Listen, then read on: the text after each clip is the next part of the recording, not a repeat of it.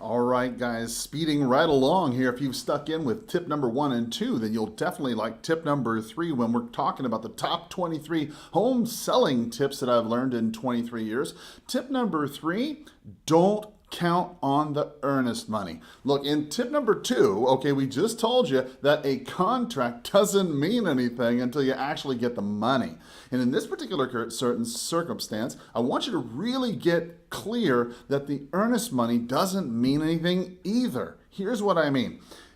The premise of that I wrote down is many home sellers, okay, tend to think that once that the buyer has made this contract with them, then the earnest money at minimum is risk. But the reality is that there's so many ways for the buyer to go ahead and actually get their money back, okay, at the end of the cancellation, that the seller oftentimes that they don't have anything to show for it. And I can't tell you how many times I've heard of agents or other people saying, I had this buyer, but my deal canceled and then they got their earnest money back and that's just not fair. I totally get you.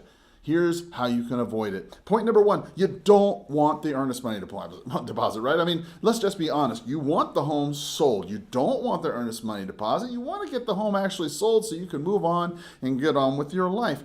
Look, don't worry. I wrote down, don't worry about trying to make the earnest money too high. If they're a serious buyer, then they will have the money that is available, okay? On the other hand, you don't want to let it be too low. For example, there's a guy I know, I'll call him $10 Chris. I love $10 Chris. He's a great guy. He buys properties all the time with a $10 earnest money. He closes all the time, but I don't know, a lot of sellers, that's just not too much, when there's not enough on the line. But hey, in his particular business model, that's the way it works. When you think about it, point number 2, you want to understand the purpose of the earnest money deposit, right? I wrote down the purpose of the earnest money deposit is to show good faith. That's really what it's all about. It's just to show good faith that, hey, I'm a buyer here. I got some cash. I'm looking to buy your property. I want you to take it off the market for me just for a little while I arrange my financing, right? You want to make it high enough to let them show some interest. I mean, if they want this property, you want the earnest money to be high enough that they'll feel comfortable putting earnest money down to show that they're serious and that the buyer is going to operate in good faith. I wrote down, make it that it's low enough to be attainable, right? I mean, you don't want to make it a $5,000, $10,000. I mean, unless of course you're a much more expensive property. But if you're an average median sale type property, well, then you want to make it low enough to where the average person could have that cash, put it into earnest money, and then be able to go ahead and continue with the sale, right? I wrote down point number 3, they can usually get their earnest money back.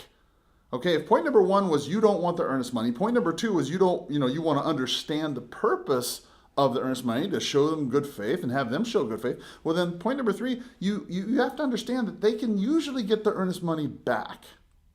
And I know if you're in the East Coast where I initially started practicing, that's a big thing. But here in the Western states, it's pretty common you can get your earnest money back. And here's why.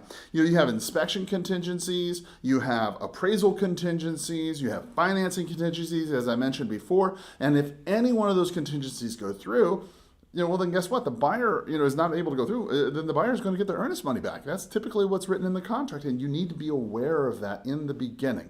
Now, there are some strategies that you can use to go ahead and make that earnest money hard, to make that earnest money non-refundable. There's tons of things you and your agent can do to go ahead and make sure that that works, and I would recommend you check with your agent to go ahead and make sure you take advantage of that. Look, just have a healthy understanding of the way earnest money is designed to operate, and then operate within those parameters of good faith, good judgment, and I think you'll find that your home is going to sell a lot faster. I hope that helps you. And if you have any questions, by all means, hit me up in the comment section, or by all means, feel free to contact me directly.